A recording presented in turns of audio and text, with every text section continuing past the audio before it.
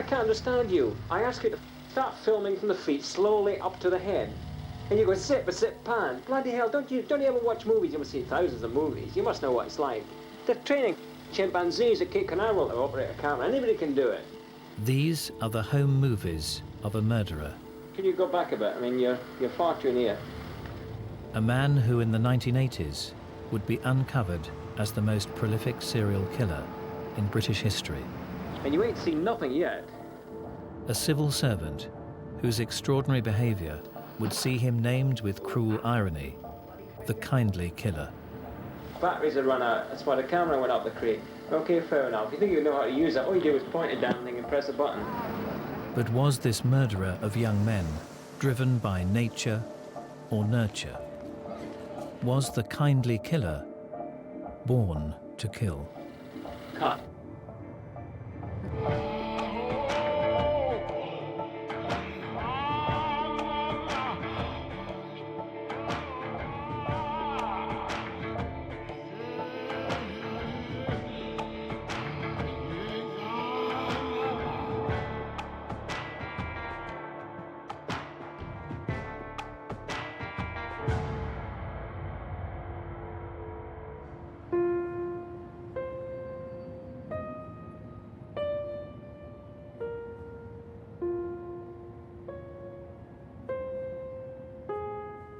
In the early winter of 1983, we had a problem arise in the Muswell Hill area of London. It was initiated by us receiving a call for a block toilet. Number 23, Cranley Gardens, had been split into flats and bedsits. The residents had experienced problems with the plumbing for days. An engineer at the time went to attend the block toilet, cleared the toilet, but did remark to us afterwards that he'd never smelt such a bad smell in an apartment before in his life. Still, lavatories at the property continued to block. A plumber was sent around very urgently on Saturday morning, and he looked down in the drains beneath the house and he saw what he knew was not what should be there. He observed what he said looked like some butcher's prepared meat and a few bones.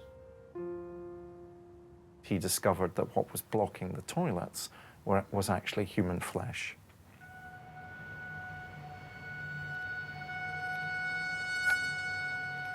On the 9th of February 1983, sitting in my office, minding my own business, and suddenly got a phone call from Peter Slade, who was the early turn uniform inspector, and he asked me if I'd go up to Cranley Gardens. He had a bit of a problem up there, and I just got into the CID car and drove up there. I always remember it was bitterly cold. It had been snowing, and we stood outside this awful house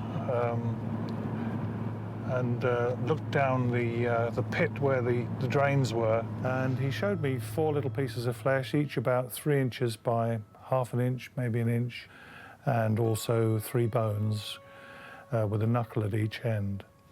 And my first thought when I saw them was that they were from a human hand. The drains were blocked over halfway up the building, so we knew that the blockage was originating from the very top. The tenant of the top flat was a 37-year-old executive officer at a nearby job centre, Dennis Andrew Nilsen. He was due to return from work at 5:30. When my 2 colleagues and I walked up to the front door of the place in order to wait for him inside, we had no idea what we were going to find. We knew we had a killer, but we didn't know what he'd done. Nilsen walked in, bang on cue at 5:30, and leading up to that, I had been thinking for 2 or 3 hours about what I was going to face. I knew that for someone to have flushed a dead body down the loo in small pieces, it was going to be somebody a little bit different. When Nilsen came in through that front door, I'd already made a decision to be very light-hearted with him. And I remember saying to him, "Mr. Nilsen," and he said, "Yes, that's me." And I said, "I'm Detective Chief Inspector J. I've come about your drains." And a little smile came across his face, and he said, "Well, since when have police been interested in blocked drains?" And I said to him, "Well, you take me up in your flat and I'll tell you all about it." The first thing that caught me was the smell of decomposing flesh. I said to him, "I'm here because your drains were blocked with human remains." And he said, "Oh my God, how awful." And I just got a little bit closer to him, face to face, looked him straight in the eyes and said, "Don't mess me about. Where's the rest of the body?" And he just paused momentarily and he said, "In plastic bags in the other room." Nilsen was immediately arrested and taken to the station for questioning. My deputy, Detective Inspector Steve McCusker, sat in the back of the police car and I drove. And I don't know what prompted Steve to do this, but he suddenly said to Nilsen, "Are we talking about one body here or maybe two?" And Nilsen said neither. He said, "I think it's 16.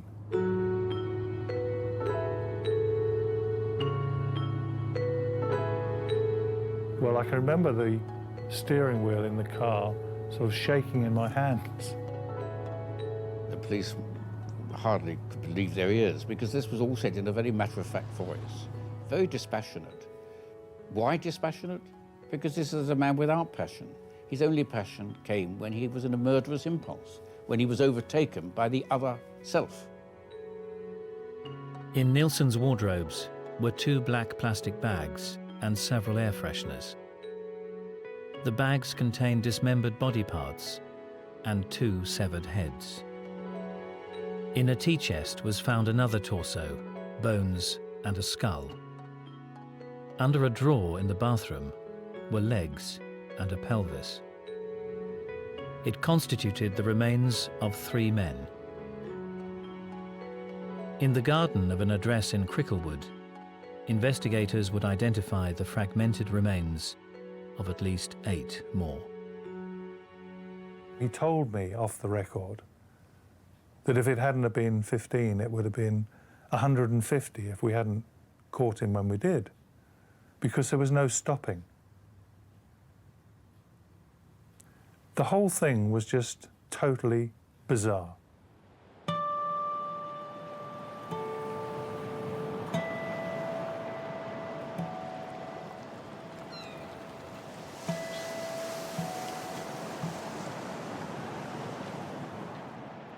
Dennis Nilsen was born in 1945 in Fraserburgh, a remote fishing community in northeast Scotland.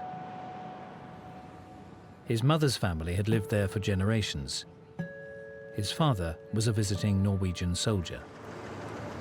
He was one of 3 children, the middle child. He had an older brother, a younger sister.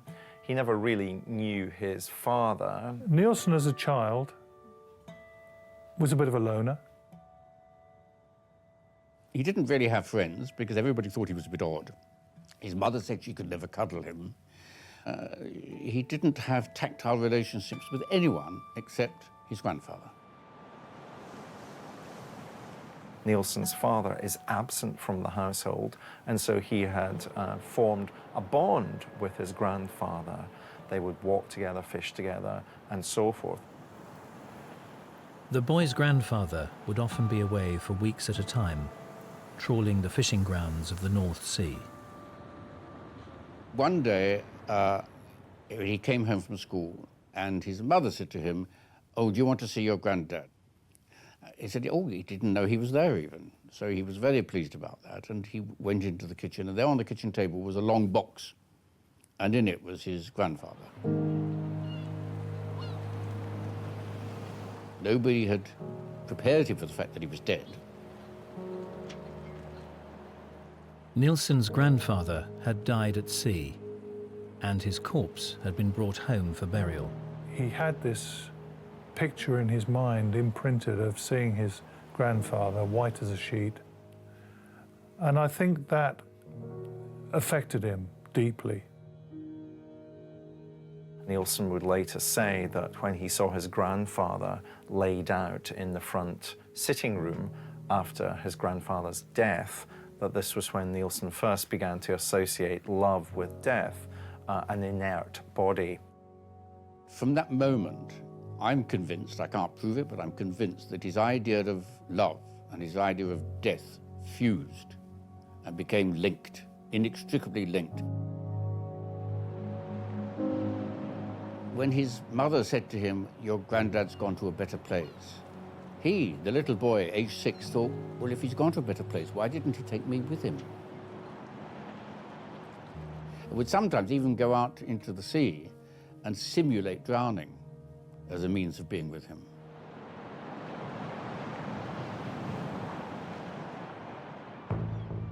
Aged 15, Nilsen would leave his home behind.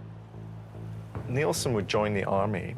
Specifically, he joined the catering corps, which is, of course, where he'd learn his butchering skills that were going to be put to use in a different context when he's back in civilian life. In 1983, the discovery of human flesh blocking the drains at 23 Cranley Gardens had led to the arrest of civil servant Dennis Nilsen. He claimed to have taken the lives of at least 15 young men. Investigators learned that he'd had a lonely childhood, punctuated by the death of a beloved grandfather. At 15 years old, he joined the Army Catering Corps. Early on, the young Nilsen would stand out from his fellow new recruits. He was quite argumentative in as much as not picking an argument in a nasty sort of way, but if you said that photograph is black and white, you'd know he was saying it was white and black, and so forth. He was quite contrary as a person, really. We used to sit listening to the Beatles, Rolling Stones. We'd read the Parade magazines, which are like girly magazines of the day, and he'd probably be reading broadsheets. And he'd also listen to classical music. I remember there was once a scrap in the barrack room, and I think he scratched and slapped. He didn't thump like the rest of us. I remember somebody saying, "Oh, Nilsen, you're weird." The teenage Nilsen harbored a secret. What's interesting about the army experience is that it would have been impossible for Nilsen to have shared the fact that he was gay with any of his colleagues. Basically, they just didn't accept homosexuals at all. So if somebody was gay, they'd keep very, very quiet about it. During his time in the army, Nilsen began a lifelong interest in photography. He maintained it was his hobby, photography, but it was much more important than a hobby. It was self-realization. He used to get his colleagues in the army to pretend that they were corpses, as if they'd been slain in battle, and he would take photographs of that. They thought this was a bit odd, but they went along with it. Nilsen would spend 11 years in the Armed Forces Catering Corps, rising to the rank of corporal. I think he was a bit of a bully underneath, but with his rank, you know, once he was in charge of a room sort of thing, I think he tended to bully a bit. But just before his 27th birthday, Nilsen would reject the familiarity and order of army life and strike out on his own.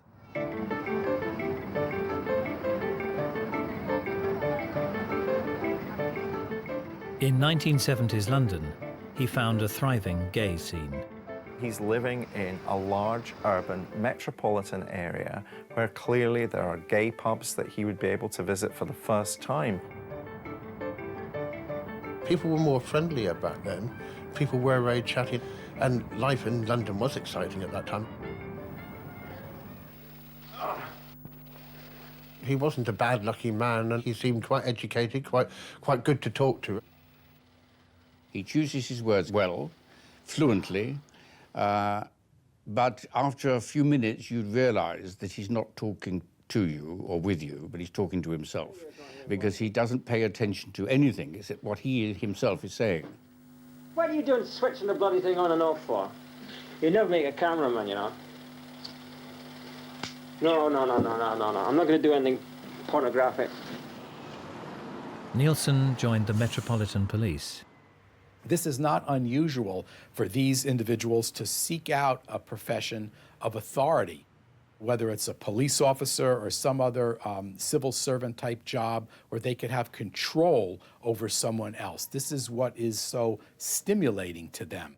He's living a double life. He's living a life of the police constable, but at the same time, he's also living a double life, talking about being able to express his sexuality. And of course, that inevitably would lead to conflict. After 11 months, Nilsen tired of the police and quit. He was also becoming disillusioned with the transient nature of the gay scene and began to seek more permanent companionship. What he was looking for was a relationship, somebody to share his life with. You didn't go out to find companionship in a club. You just went out to pick up. That was what generally people did. They weren't there for an affair or a relationship. They just wanted a one-night stand. He got a job with Manpower Services in the heart of the West End. But the opinionated young Scot struggled to bond with anyone. He's not somebody who's going to make friends very easily. He's not somebody who's going to be the life and soul of the party. He's far too self-centered. He's far too self-obsessed. But harassed commuter, harassed London tenant being screwed by the Department of Employment, London Transport, big chain stores, supermarkets.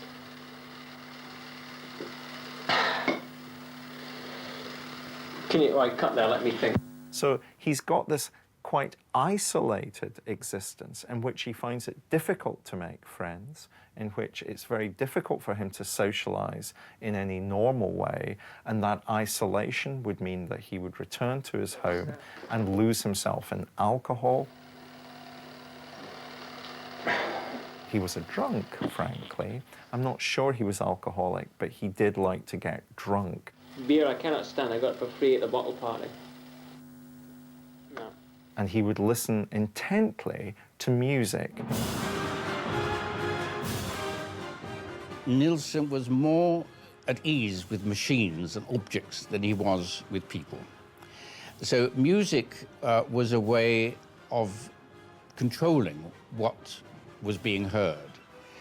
You can't control a person, you can't control what he's going to say and how he's going to react and how he's going to respond, but you can control the record player. Here's to you, Mrs. Robinson.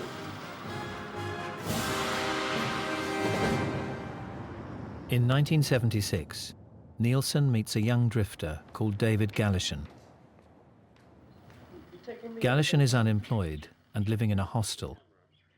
And although they're seemingly unsuited, Nilsen seeks out a flat for them both to set up home together.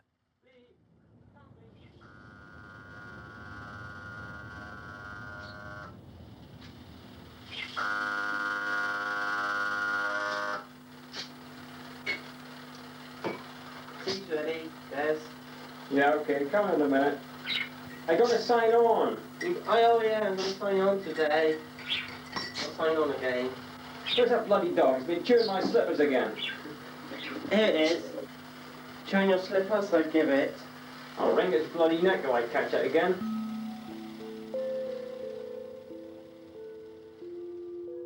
Melrose Avenue was a very old kind of building.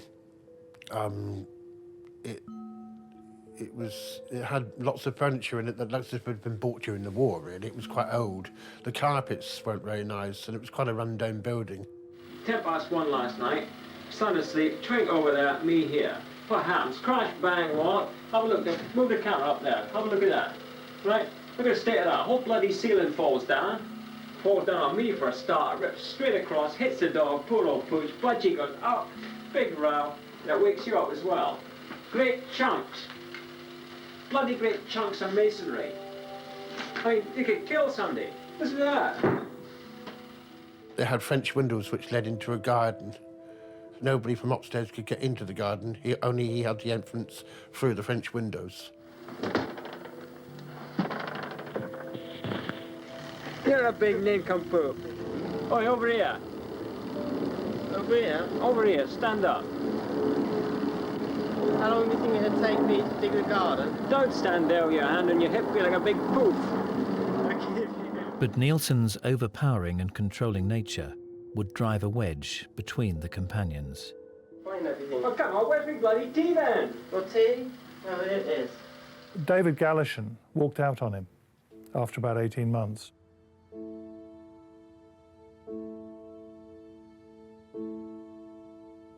And that really hurt Nilsen, I'm sure it did. He was essentially a lonely man by virtue of the fact that he bored everyone and they all left him. So the thing he's searching for is companionship, a relationship, and it's the one thing that psychologically, sociologically, he's not set up to be able to do. You're a great pillock, Twinkle.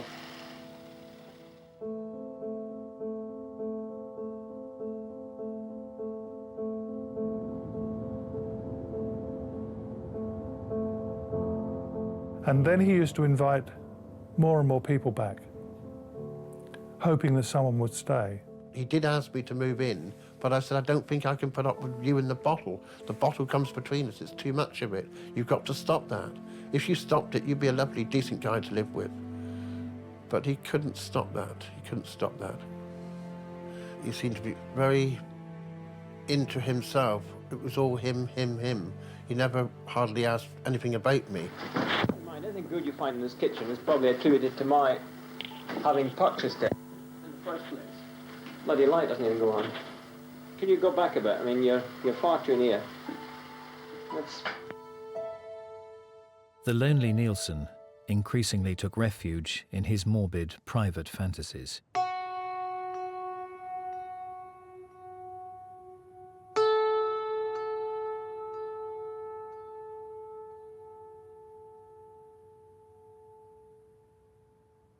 He used to lie on the floor in front of a mirror and put glue on his lips and make his eyes look bloodshot. And he got satisfaction out of regarding himself in the mirror in that way. Not, I don't think, an emotional satisfaction, but a deep requirement of his nature, which was obviously perverted. He would make out he'd passed out and would fall to the floor. You know, and you go rushing up to him and he'd just be laying there.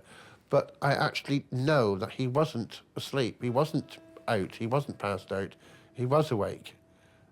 And he would stay there and he would stay there and you'd sit down, you could cook a meal, you could watch television, still be there. But I know that he wasn't asleep. You just know. And it would be in this position of a kind of arms outstretched position. I believe he was pretending to be dead. All the while, Nilsen continued to play the role of the unremarkable civil servant. He gets up in the morning, he's a civil servant, he goes to work, he comes home at night. He tends his garden, he cooks for himself, he has a dog which he calls Bleep. Bleep! Come on. Woof, woof, woof. Come on, Bleep, say something. So there's a sense in which these are the banality, the ordinariness of suburban life. Ooh, ah. Bloody finger, you great pillock. But of course, Nilsen doesn't really have a sense of how an ordinary life is actually what most people experience, because Nilsen wants to be extraordinary.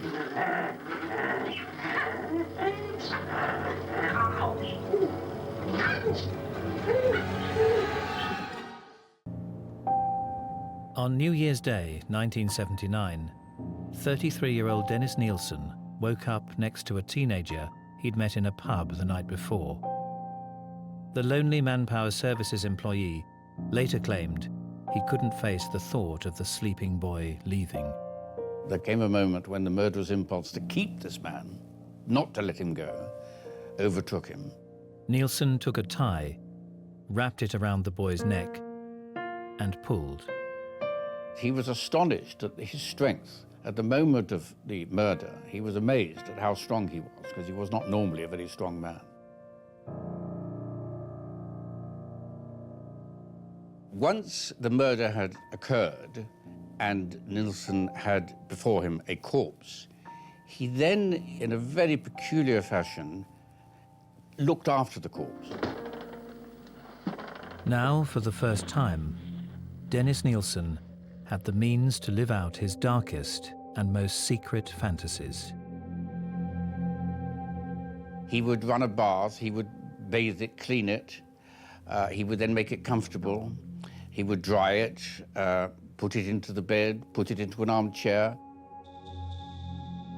Nilsen lived with the corpse for a week. He then placed the naked body under the floorboards, where it remained for almost 8 months. If you have this body, you have to find some way to get rid of it, and you certainly don't want it to be identified as quickly as you possibly can. Nilsen was efficient. He couldn't relate to a person emotionally, but he could relate to a corpse as something that had to be disposed of. It was a problem that had to be solved. That's much easier than dealing with people and their emotions. Nilsen's garden would provide the solution. He burned his body in the garden of Melrose Avenue, obliterating him and spreading his ashes to the four winds. It was not until 2005 that the victim would be identified as 14-year-old Stephen Holmes. His murder would prove to be merely the beginning. I think the first murder that any serial killer commits is always the revealing murder. He enjoyed doing it, and I think it's that enjoyment that he got from that first murder that propelled him to kill again and again and again. Well, this is Soho, and the heart of Soho, Old Compton Street. And this is the area that Nilsen used to favour. He'd come out in his spare time to this kind of area and to gay pubs in particular in order to make contact with people. So he had contact with a lot of youngsters who were coming to London thinking the streets were paved with gold and who were probably no fixed abode, may have run away from home, dropouts, that kind of person. The people that Nilsen went to meet were people he instinctively, with an uncanny knack, recognized as people who were lonely and would be most likely to accept an invitation to go home. Often there is no record of these people being reported as missing, and therefore he's tackling a particularly vulnerable group that many other serial killers target.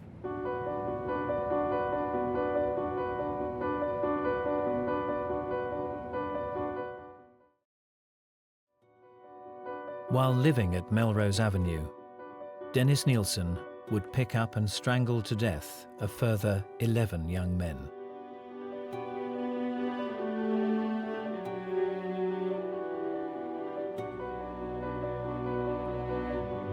If you strangle someone, you feel it, you can touch it. You just grab whatever's at hand and pull. I have always suspected that Nilsen would strangle the people that he really didn't want to go at midnight or 1 o'clock in the morning, the ones that he wanted to stay, the ones he didn't particularly want to be with, they'd just go at the end of the night. That may be true to some extent, but I would look at it in a very different way. I would say that he wanted the bodies to be there because it assured him how in control he was of other people. This is what is arousing to an individual like Nilsen, to be in complete control and domination of others.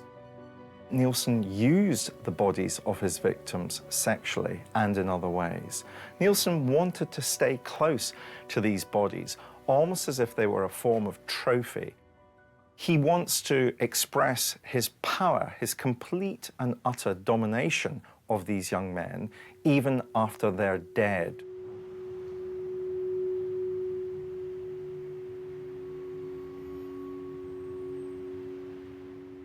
After he killed them, he would sometimes bring them out and put them in a chair and have conversations with them as if they were still alive. They can watch television with him. He can talk to them.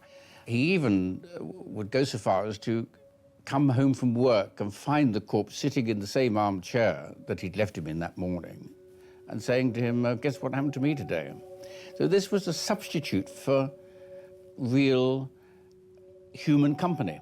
Nilsen is so self-obsessed, so desperate for his opinion to be the only opinion that counts and matters, he finds it easier to relate, to have a conversation with a dead young man who isn't capable of answering back. He would then keep the corpse for quite a few days until they became unbearable.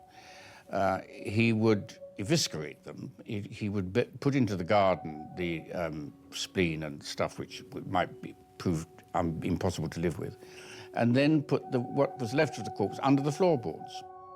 An obsessive compulsive personality where somebody is attuned to details and orderliness and so on is very common in prolific serial killers, because that personality trait will help them elude law enforcement.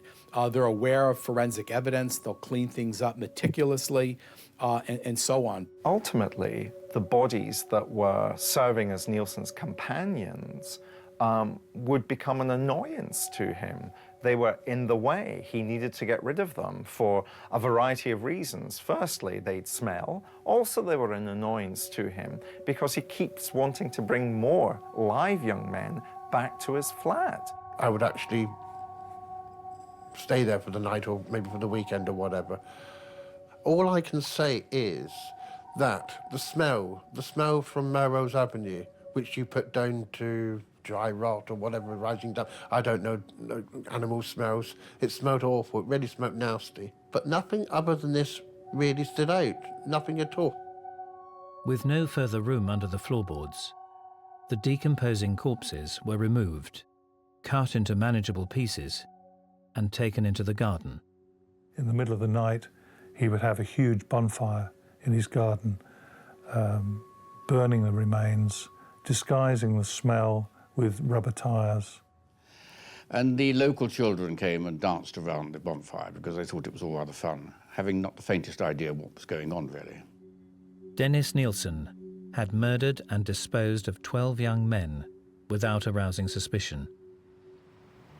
In 1981, he moved to a new address, where his behavior would become increasingly more bizarre. Between 1979 and 1981, civil servant Dennis Nilsen had murdered and disposed of 12 young men at his flat in Cricklewood. In October of '81, he moved to a rented top-floor flat at 23 Cranley Gardens, Muswell Hill, where his disturbed fantasies would take a new twist. 21-year-old Carl Stotter met the seemingly kind and friendly Nilsen at the Black Cap in Camden. He took me back to his place. He was a nice guy. He didn't have murderer tattooed across his face or anything like that. He was nice. And I slept with him. What he did was, first of all, attack him from behind with a tie and throttled him.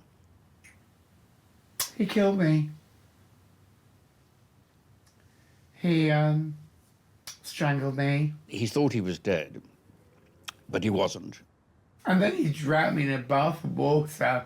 While he thought he was dead, he got himself a rum and coke and lit another cigarette and said to himself, oh my God, here we go again, as if this had been done by somebody else. He described it as being almost in a trance, that he was doing this act without even realizing that he was doing it. And that's fairly typical. Serial murderers will talk about almost waking up and realizing that, oh my gosh, what are they doing? When he realized the man was alive, He then got extra blankets out. He rubbed his legs to get the blood circulating properly. He put on an extra fire. Heart massage, mouth-to-mouth resuscitation. He brought me back to life. I was there for 3 days. You've got a classic example of Nilsen initially trying to kill, believing he's killed the victim, but then realizing that the young man is actually still alive. And then Nilsen going into Good Samaritan mode, trying to help the young man get better. Nilsen is able to kind of inhabit a kind of parallel universe in which he no longer sees himself as being someone who's doing wrong, but actually can interpret his actions as somebody who's doing good. He told me that what happened was I got caught up in the sleeping bag set, and that was it. And I believed him, because you don't think that somebody's going to try and kill you. Anyway, he did. Carl Stotter would not be the only recipient of Nilsen's Good Samaritan Act. At least 3 more young men would be strangled and then allowed to live. The attacks would remain uninvestigated by the police. Most of the police would say, well, you were in a bondage game and it's your fault, you participated. And the absolute humiliation of saying, oh gosh, I don't want to be known for this kind of behavior really protects the serial murderer. It appears Nilsen's odd behavior was not only reserved for strangers. I fell asleep on the floor. I wouldn't get into the bed. I woke up and he was straddled over me. He had what I call an apple knife. But behind him, there was smoke, and there was a gas heater that used to be on the wall, had apparently fallen off. Now, I couldn't possibly have knocked that off with my feet, and it was quite bad. The room was full of smoke, and I said, what's the knife for? He said he was trying to cut it, trying to get it right off the wall in case there was an explosion. And I'm positive that when I went to sleep, that gas fire wouldn't have been on, because he was already asleep, and because it was quite a very mild night. That's all I remember thinking, but then again, thought no more of it. I have to believe that he was going to do something. He was trying to asphyxiate me. But not everyone would escape with their lives. With every serial murderer, although they start out slowly, they then become more frenetic and they will start killing a lot more people, a lot more close in time. The addiction becomes so overwhelming that it's the corpses pile upon one another. At Cranley Gardens, 3 men would suffer the same fate as the 12 at Melrose Avenue. But unlike his previous residence, Nilsen's top-floor flat had no space under the floorboards. He would boil their skulls to get all the flesh off, and then he would chop them up into little bits. To him, the people were just about the same and equivalent to the meat he was chopping up in the army. Had absolutely no reason or meaning emotionally to him. It was just something he did. Half of one was under the bars. Pieces of another were in the wardrobe in black bags. On the day that I went back there, on the very last day, and he wouldn't let me into the flat, he was in the strangest mood I've ever seen him in. He was completely flustered, and I couldn't understand what was happening. And the dog ran down the stairs, and he said, hold the door, but don't go in. And I thought, charming. I thought, I've known you all this time, you won't let me into your flat. I said, he doesn't trust me, obviously. So he brought the dog back up, and he said to me, you didn't go in. I said, no, I'm just standing here, aren't I? And I couldn't work that out. Nilsen's desperate efforts at disposal would be his undoing. On the 9th of February, blocked drains would lead to his discovery and arrest. Scotland Yard launched its biggest murder investigation today after a pathologist confirmed that human remains found in a sewer outlet were parts of 3 bodies. For some strange reason, the minute they said Muswell Hill, they gave no address, they gave nothing. I seem to know that this is him. It's him. I don't know why I would think that. And then an hour later, I was listening more intently, and then they said in Cranley Gardens, and it was the house. Could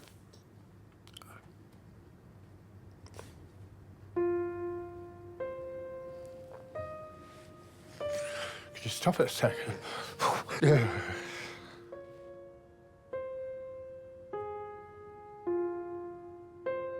In custody, Nilsen would describe the murder of 15 young men in minute detail.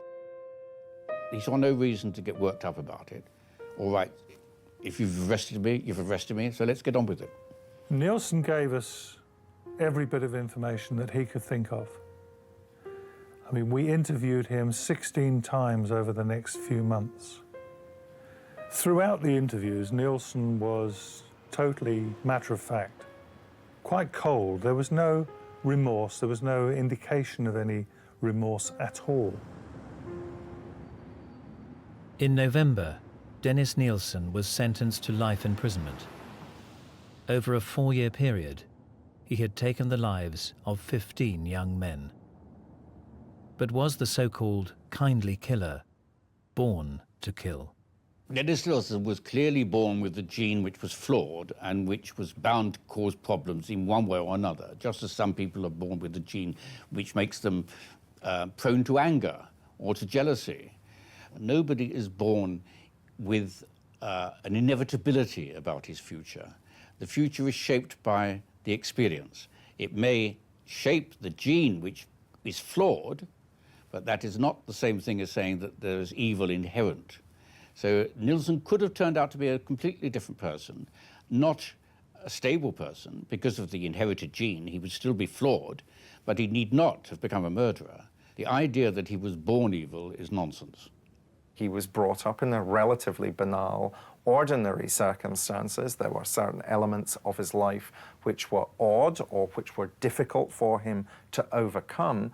But the circumstances of his childhood and the trials and tribulations of his childhood were not something that were unique to Dennis Nilsen, but were common to many hundreds of thousands of young people. And if Dennis Nilsen was born to kill, so would those hundreds of thousands of young people who had similar circumstances that they had to deal with when they were growing up. So no, I don't believe that Dennis Nilsen was born to kill. You can be born with a flaw which you've got to keep under control. If you don't keep it under control, it's your fault.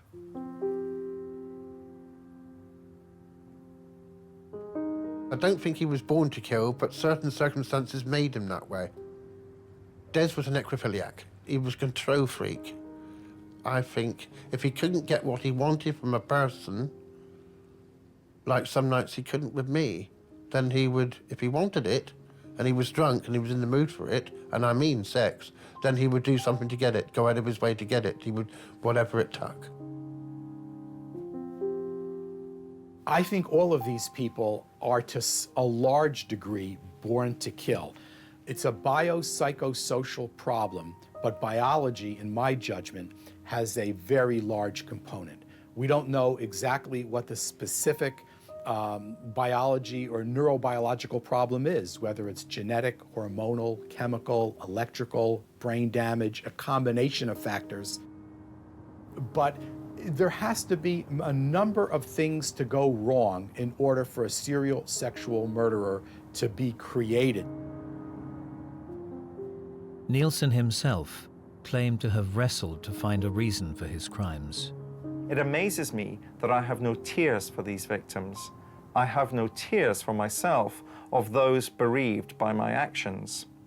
Am I a weak person, constantly under pressure, who just couldn't cope with it and escapes to wreak revenge against society through the haze of a bottle of spirits? Or maybe it's because I was just born an evil man. Self-serving crap. For me, this is just specious nonsense, self-serving nonsense to try and justify his behavior. He's nothing. He's a liar. He's taken human lives.